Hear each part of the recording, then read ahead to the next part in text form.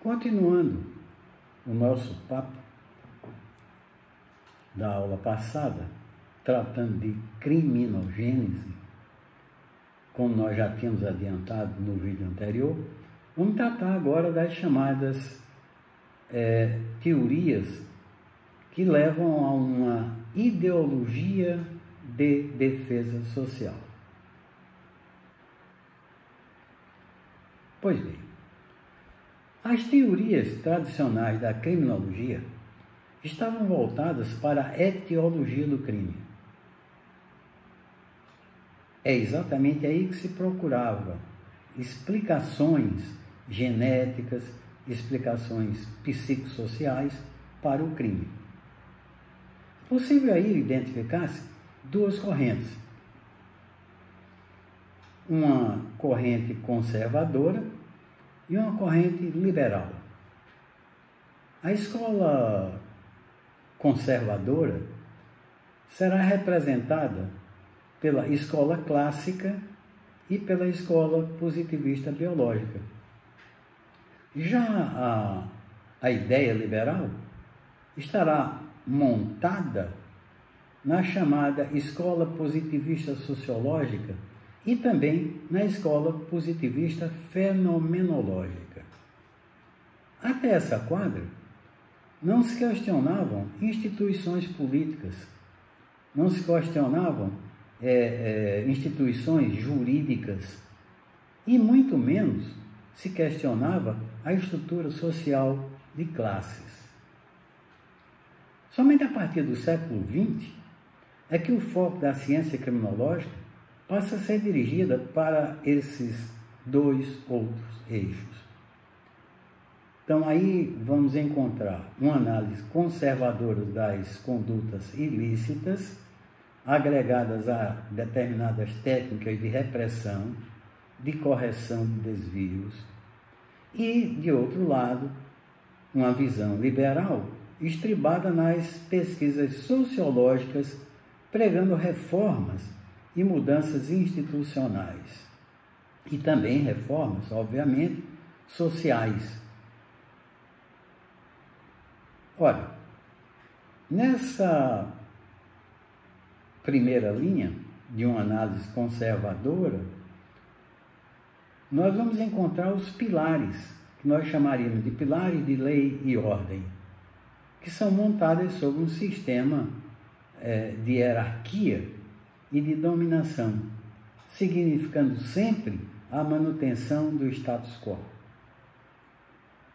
Já por outro lado, a visão liberal, ela vai tentar trilhar uma descriminalização, uma tentativa de buscar uma transformação de penitenciárias e vai buscar também políticas públicas assistenciais como remédio para a diminuição do comportamento tido como antissocial. Portanto, fica claro aí que todas elas buscam um meio de defesa social. É importante anotar que essas ideias serão contestadas posteriormente pelas chamadas teorias do conflito, principalmente a teoria do etiquetamento. Nós veremos essas teorias mais adiante, em outro item.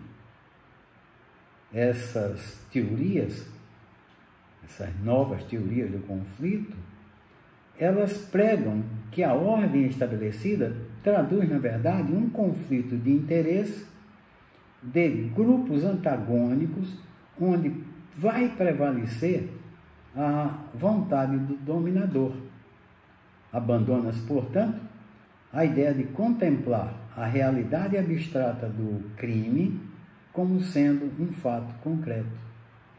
O delito, então, passa a ser encarado como realidade apenas normativa. Realidade essa moldada pelo sistema social, gerador da edição, da vigência e da aplicação das leis criminais. É exatamente aí onde nós encontramos uma ideia de homogeneização do corpo social. Isso é, controle, repressão e reencaminhamento. Observemos que uma das formas desenvolvidas pelo Estado para tentar tornar igual os elementos do corpo social é estabelecer um rol de condutas vedadas. Isso é feito através da edição de leis criminais. É exatamente através dessa legislação criminal que se estabelece um rígido controle do indivíduo. Isso é feito através de aparelhos próprios para contenção, repressão e reencaminhamento. É exatamente aí onde a gente vai encontrar o aparato policial, o judiciário e o terrível sistema penitenciário. Veja bem, diversas instituições vêm em socorro dessas instituições.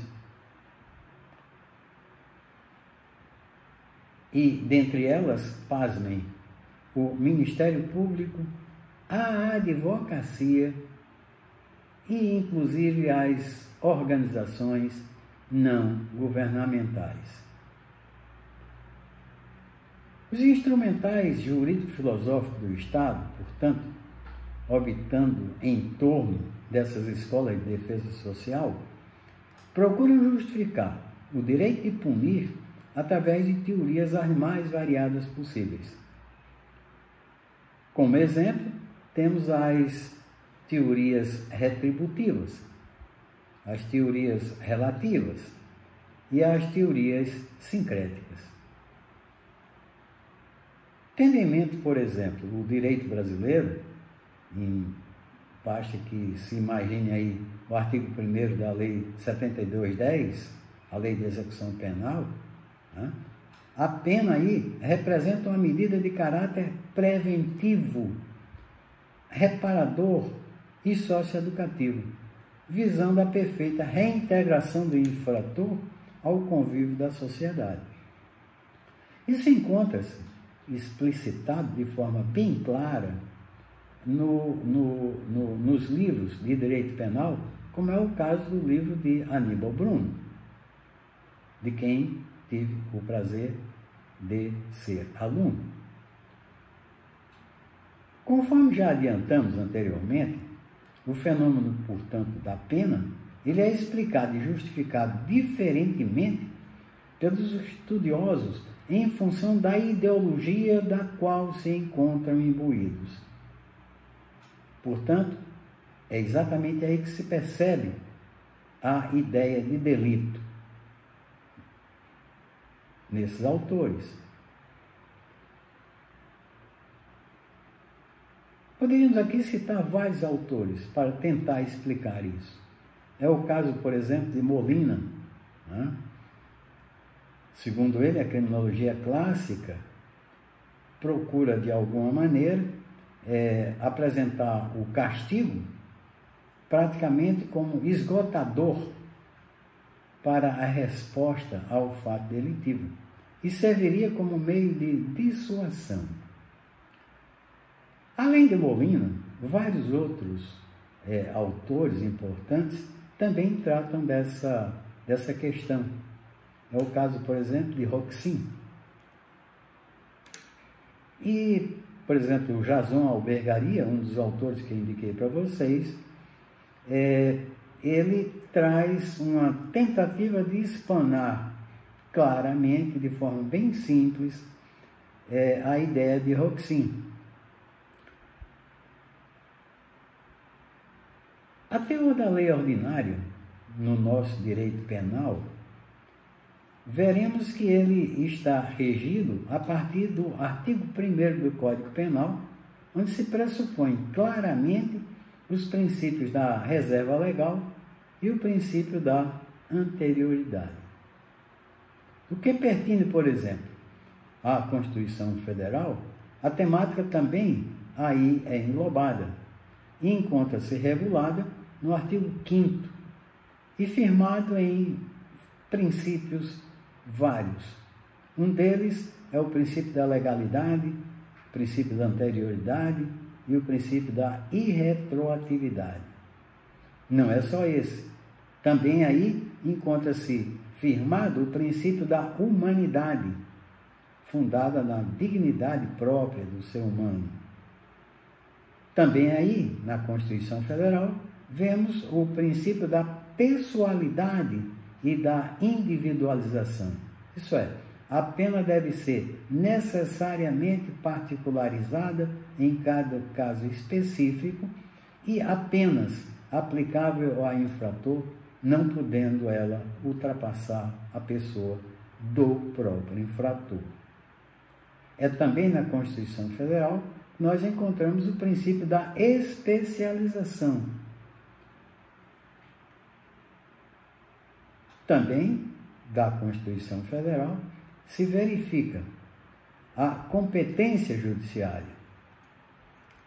Somente o Poder Judiciário pode impor pena, e isso após uma sentença condenatória com trânsito em julgado, que é resultante de um processo regular onde se observam os princípios do contraditório e da ampla defesa. Observa-se assim que essa tentativa de homogeneização e do controle social é coisa fundamental na criminologia. E nós veremos isso através da criminologia crítica, que vem, de alguma maneira, tentar alterar um entendimento consagrado pelas teorias tradicionais. Lembro aqui a vocês que alguns autores são importantíssimos para entender essa temática.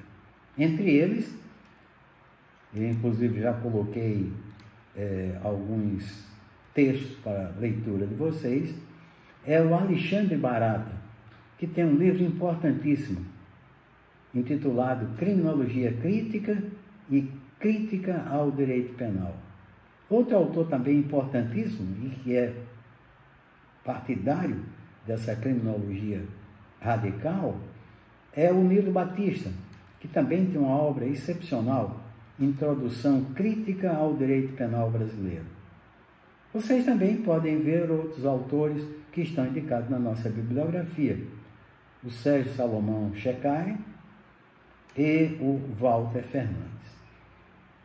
No próximo episódio da nossa série, teremos então mais um bate-papo com as nossas anotações de criminologia. Bons estudos!